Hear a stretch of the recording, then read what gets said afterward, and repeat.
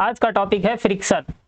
Friction की बात करते हैं। तो फ्रिक्शन 3 टाइप के होते हैं, static friction, limiting friction and kinetic friction. अगर हम बात करते हैं स्टैटिक फ्रिक्शन कब वर्क करता है, जब बॉडी क्या हो, रेस्ट में हो। रेस्ट के केस में स्टैटिक फ्रिक्शन वर्क करता है।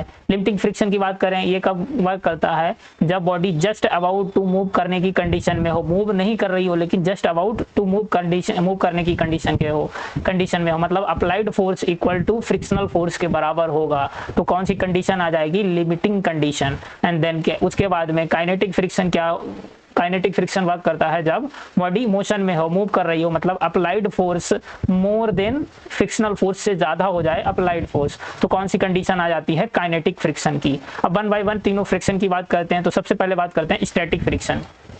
स्टैटिक फ्रिक्शन वर्क करता है जब बॉडी क्या होती है, रेस्ट में होती है, मतलब रिलेटिव मोशन से पहले लगने वाला जो फ्रिक्शनल फोर्स होता है उसको कहा जाता है static friction. It is a frictional force which is effective before relative motion begins between two surfaces in contact with each other. Its nature is self adjusting, मतलब एक ऐसा फोर्स होता है सेल्फ एडजस्टिंग, खुद को एडजस्ट करता है in direction and magnitude up to a certain limit. मतलब इसकी जो मैक्सिमम वैल्यू है वो किसके बराबर होती है, वो लिमिटिंग फ्रिक्शन के बराबर होती है। Numerical value of static friction is equal to the external force tendency to generate the relative motion of the body. अभी ये जो पॉइंट है, जो न्यूमेरिकल वैल्यू स्टैटिक फ्रिक्शन की एक्सटर्नल फोर्स की बराबर होती है, ये क्वेश्चन से समझेंगे कि कैसे बराबर होती है। तो अगर हम बात करते हैं यहाँ पर maximum value of static friction को कहा जाता है लिमिटिंग फ्रिक्शन। स्टैटिक फ्रिक्शन की जो मैक्सिमम वैल्यू होती है वो क्या होती है, लिमिटिंग फ्रिक्शन। अब बात करते हैं लिमिटिंग फ्रिक्शन की। The magnitude of the force of limiting friction between any two bodies in contact is directly proportional to normal reaction।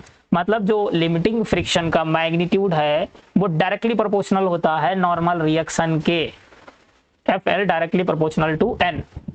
The direction of the force of limiting friction is always opposite to the direction in which the body is on the verge of moving over the other।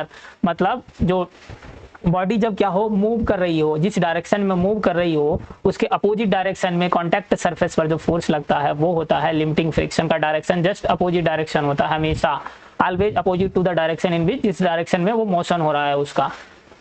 The force of limiting friction is independent of the apparent contact area as long as normal reaction between the two bodies in contact remains the same। मतलब जो limiting friction है वो contact area पर depend नहीं करता है। अब बात करते हैं काइनेटिक फ्रिक्शन की। काइनेटिक फ्रिक्शन की बात करें, if the body is in relative motion, मतलब ये कौन सी कंडीशन आ गई, अब बॉडी काइनेटिक फ्रिक्शन वर्क कब करता है, जब बॉडी मोशन में हो, मतलब मूव कर रही हो, रिलेटिव मोशन कर रही हो। तो if the body is in relative motion the friction opposing it's relative motion is called the dynamic या काइनेटिक फ्रिक्शन। मतलब वो फ्रिक्शन जो रिलेटिव मोशन को अपोज करता है उसको डायनामिक या फिर काइनेटिक फ्रिक्शन कहा जाता है। This is always slightly less than the limiting friction. मतलब जो काइनेटिक फ्रिक्शन की वैल्यू है वो हमेशा लिमिटिंग फ्रिक्शन की वैल्यू से कम होती है। It depends on the normal reaction, और जो काइनेटिक फ्रिक्शन की वैल्यू है वो नॉर्मल पर डिपेंड करती है। नॉर्मल जितना ज्यादा लगेगा काइनेटिक फ्रिक्शन की वैल्यू उतनी ही ज्यादा होगी। नॉर्मल का मतलब बॉडी का वेट जितना होगा, mg ज्यादा होगा, उतना ही ज्यादा काइनेटिक फ्रिक्शन की वैल्यू होगी। Its value does not depend on the type of motion of the body such as accelerated motion, retarded motion या फिर moving with constant velocity because it is a constant friction। तो जो अगर हम बात करते हैं काइनेटिक फ्रिक्शन है, इसकी वैल्यू काइनेटिक फ्रिक्शन है वो इस पर डिपेंड नहीं करता है कि मोशन किसी टाइप का हो रहा है, एक्सेलरेटेड है या रिटार्डेड मोशन है या कांस्टेंट वेलोसिटी से बॉडी मूव कर रही हो। तो ये काइनेटिक फ्रिक्शन की वैल्यू हमेशा कांस्टेंट रहती है। अब बात करते हैं type of mu S and mu के, मतलब coefficient of static friction and coefficient of kinetic friction. The value of coefficient of static friction मतलब म्यू एस एंड म्यू के, coefficient of kinetic friction depend on the nature of the both the surface in contact. मतलब जो contact surface हैं उसके nature पर depend करते हैं mu S and mu के।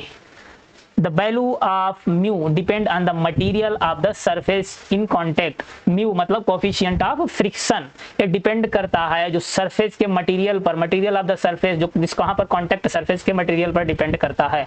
म्यू एस एंड म्यू के दोनों डायमेंशनलेस एंड यूनिटलेस क्वांटिटी होती हैं, डायमेंशनलेस एंड यूनिटलेस।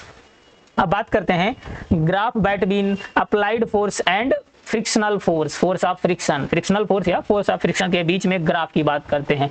तो वाई एक्सिस में क्या है, फोर्स ऑफ फ्रिक्शन है, फ्रिक्शनल फोर्स है, और एक्स एक्सिस में है अप्लाइड फोर्स। तो अगर हम यहाँ पर बात करते हैं पॉइंट ओ से लेकर ए, मतलब ओ ए कर्व जो है, ओ ए कर्व की बात करें, यहाँ पर कौन सा किसको रिप्रेजेंट करता है, ये स्टैटिक फ्रिक्शन को रिप्रेजेंट करता है। स्टैटिक फ्रिक्शन की जो मैक्सिमम वैल्यू कहां पर है, वो पॉइंट ए पर है। पॉइंट ए पर मैक्सिमम वैल्यू है स्टैटिक फ्रिक्शन की, और स्टैटिक फ्रिक्शन की मैक्सिमम वैल्यू को लिमिटिंग फ्रिक्शन कहा जाता है। सॉरी,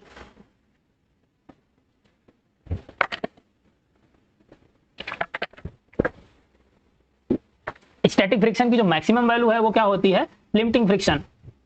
अब बात करते हैं जो BC कर्व है, बी से लेकर C कर्व है, ये किसको रिप्रेजेंट करता है, ये काइनेटिक फ्रिक्शन को रिप्रेजेंट कर रहा है। और जो BC है वो x एक्सिस के पैरेलल है, मतलब OX जो है, x एक्सिस OX के पैरेलल में है, मतलब जो काइनेटिक फ्रिक्शन है वो हमेशा कांस्टेंट रहता है। Therefore kinetic friction does not change with the applied force.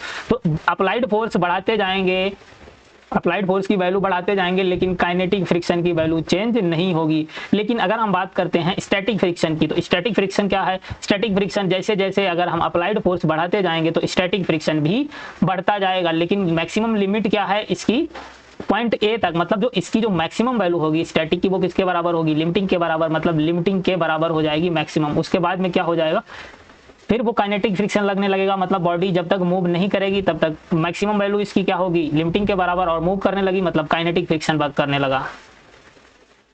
अब बात करते हैं कांटेक्ट फोर्स की। तो कांटेक्ट फोर्स क्या है, कांटेक्ट फोर्स मतलब जो ब्लॉक है, जो बॉडी है, उस जो सरफेस की कांटेक्ट है, तो वहां पर कांटेक्ट फोर्स की वैल्यू कैसे कैलकुलेट करेंगे। तो अगर यहाँ पर हम बात करते हैं तो ये नॉर्मल लग रहा है और अप्लाइड फोर्स है, और इधर फ्रिक्शन लग रहा है पीछे की तरफ। तो ये जो सरफेस पर फोर्स है कांटेक्ट फोर्स, इसकी वैल्यू कैसे कैलकुलेट करेंगे। तो यहां पर ये फोर्स कितना आ जाएगा हमारे पास, एफ सरफेस पर जो लगने वाला फोर्स हो जाएगा वो root N square plus F square. अगर हम बात करते हैं जो सरफेस पर कांटेक्ट फोर्स की वैल्यू मैक्सिमम मिनिमम वैल्यू की बात करते हैं, मिनिमम वैल्यू कब होगी, जब फ्रिक्शन क्या हो जाए, जीरो हो जाए, मतलब सरफेस कैसी हो, स्मूथ, उस केस में मिनिमम वैल्यू होगी कांटेक्ट फोर्स की, और जो कि कितनी होगी, वो ए नॉर्मल के बराबर होगी, नॉर्मल के बराबर हो जाएगी। और इसकी जो मैक्सिमम वैल्यू है वो किसके बराबर होगी, कब होगी, जब F इक्वल टू जो फ्रिक्शन की वैल्यू है, फ्रिक्शनल फोर्स म्यू एन के बराबर हो जाए। तो यहाँ पर F की जगह पर हम क्या रखेंगे, म्यू एन का स्क्वायर कर देंगे, तो हमारे पास जो कांटेक्ट फोर्स सरफेस पर आ जाएगा वो आ जाएगा रूट एन, बाहर कॉमन मिल जाएगा तो इसको बाहर ले लोगे तो अंदर बचेगा रूट 1 प्लस म्यू स्क्वायर। इसलिए अगर हम बात करते हैं स्टैटिक फ्रिक्शन, उसकी सॉरी जो फ्रिक्शन की ये वैल्यू है वो कहाँ तक लाई करेगी, सॉरी कांटेक्ट फोर्स की वैल्यू है वो किसके बीच में लाई करेगी, नॉर्मल से, मतलब less than normal and less than root 1 plus mu square. ये कांटेक्ट फोर्स की वैल्यू इसके बीच में लाई करेगी, less than equal to contact force less than equal to normal root 1 plus mu square, मतलब यहां पर इसकी वैल्यू इसके बीच में लाई करेगी। अब बात करते हैं क्वेश्चन से। क्वेश्चन है a block of mass 1 kg is at rest on rough horizontal surface having coefficient of friction is 0.2 and kinetic friction 0.15। Find the frictional force in if a horizontal force. हमें क्या calculate करना है, frictional force की value calculate करनी है। Mu H की value 0.2 दे रखी है और म्यू की वैल्यू 0.15 दे रखी। तो हमारे पास जो हॉरिजॉन्टल फोर्स मतलब अप्लाइड फोर्स ए में दे रखा है 1 न्यूटन दिया हो, तब फ्रिक्शनल फोर्स का कैलकुलेट करना है। 1.9 न्यूटन दिया है तब उस सब फ्रिक्शनल फोर्स की वैल्यू क्या होगी, और 2.5 न्यूटन दिया है तब फ्रिक्शनल फोर्स की वैल्यू क्या होगी। तो अगर हम बात करते हैं, ये डायग्राम है जैसे कि 1 kg की बॉडी है, ऊपर क्या नॉर्मल लगेगा, डाउनवर्ड mg लगेगा, और ये लग रहा फ्रिक्शनल फोर्स। तो यहां से हम लिख सकते हैं n equal to mg, N equal to mg हो जाएगा, मतलब नॉर्मल की वैल्यू आ गई 9.8 न्यूटन। जी की वैल्यू जब हम 9.8 रखेंगे तो नॉर्मल कितना आ जाएगा 9.8 न्यूटन। अब हम बात करते हैं ए पार्ट की, जो फर्स्ट पार्ट है ए। यहाँ पर जो अप्लाइड फोर्स कितना दे रखा है 1 न्यूटन। और अगर हम बात करते हैं maximum friction, maximum frictional force की वैल्यू क्या होगी, मैक्सिमम फ्रिक्शनल फोर्स की वैल्यू होगी यहाँ पर mu S into N. Mu S मतलब स्टैटिक फ्रिक्शन की वैल्यू कितनी, स्टैटिक फ्रिक्शन जो कोफिशिएंट ऑफ स्टैटिक फ्रिक्शन मतलब म्यू एस की वैल्यू कितनी दे रखी है 0.2, तो 0.2 इंटू 9.8, तो यहाँ से मैक्सिमम फ्रिक्शनल फोर्स की वैल्यू कितनी आ गई 1.96 न्यूटन। अब मैक्सिमम फ्रिक्शनल फोर्स की वैल्यू कितनी है 1.96 न्यूटन, अप्लाइड फोर्स कितना है 1 न्यूटन, मतलब मैक्सिमम फ्रिक्शनल फोर्स की value more than applied force, applied force से ज्यादा है। अब जब ये कंडीशन हो कि मैक्सिमम फ्रिक्शनल फोर्स की वैल्यू अप्लाइड फोर्स से ज्यादा हो या फिर इसके बराबर हो, बराबर कब होगी लिमिटिंग के केस में, बराबर कब होगी जब लिमिटिंग की कंडीशन है, मतलब जब body just about to move करने की कंडीशन में होगी। तो उस केस में क्या होता है फ्रिक्शनल फोर्स की वैल्यू हमेशा अप्लाइड फोर्स के बराबर ही हो जाएगी। तो यहाँ पर फ्रिक्शनल फोर्स की वैल्यू अप्लाइड से ज्यादा है तो भी यहाँ पर फ्रिक्शनल फोर्स क्या हो जाएगा, फ्रिक्शनल फोर्स की वैल्यू कितनी हो जाएगी अप्लाइड फोर्स के बराबर, मतलब 1 न्यूटन के बराबर। तो यहाँ पर ए पार्ट में जो फ्रिक्शनल फोर्स की वैल्यू कितनी आ गई 1 न्यूटन, कितना अप्लाइड फोर्स उतनी ही वैल्यू आ जाएगी फ्रिक्शनल फोर्स की। अब बी पार्ट की बात करें, यहाँ पर अप्लाइड फोर्स कितना है 1.96 न्यूटन। अब 1.96 न्यूटन और हम कैलकुलेट कर चुके हैं जो मैक्सिमम फ्रिक्शनल फोर्स की वैल्यू है वो भी 1.69 न्यूटन है, मतलब यहाँ पर अप्लाइड फोर्स और फ्रिक्शनल फोर्स की वैल्यू बराबर है।